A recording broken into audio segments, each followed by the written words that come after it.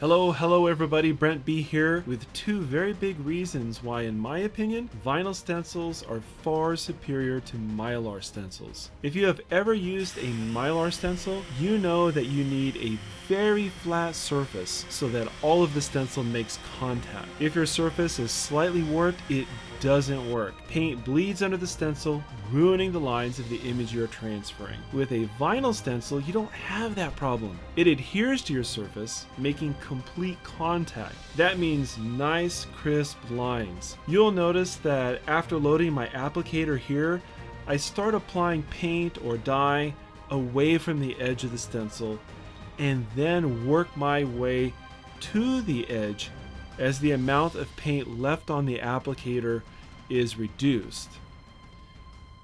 If you apply an excessive amount of paint by the edge of the border of the stencil, it will bleed under the stencil, especially if you're using wood.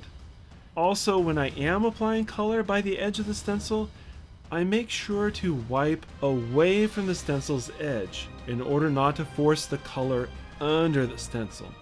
If you're using wood, you may consider applying a sealer too before stenciling.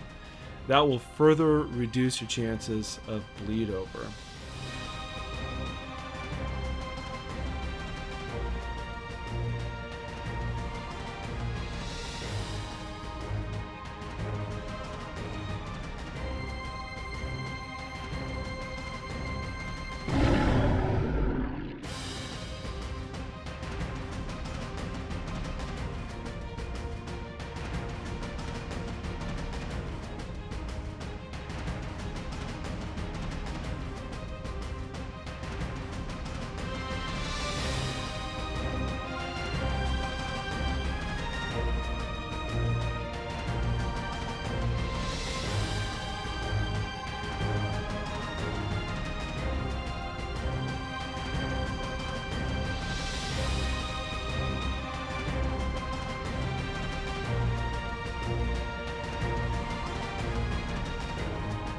What is the other reason why I prefer vinyl stencils?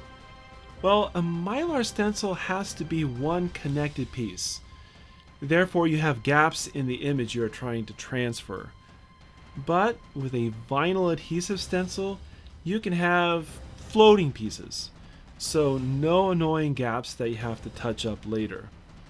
This also allows you to have some fairly intricate stencils, and thus more creative options.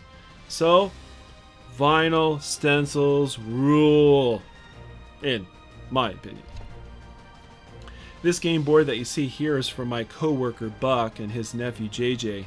JJ's favorite superhero is the Hulk, so this board, Hulk themed. And I thought it rather appropriate too, since this wood is from a crate that housed the new door for our meat case at the grocery store that I work at.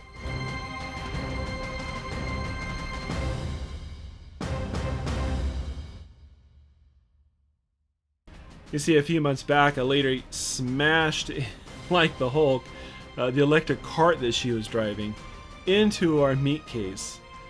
And she was okay, and so was the lady that she ran into afterwards.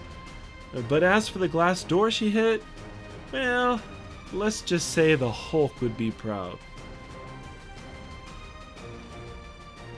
Confession time. Speaking of destructive behavior, while washing dishes the other day, I accidentally broke my wife's prized and, as she notes, quite irreplaceable Batman mug. So, in the hopes of some little redemption, I'll be making her a Batman-themed game board once this project is done. So, be sure to tune in next week to the same Bat channel to see how that project goes.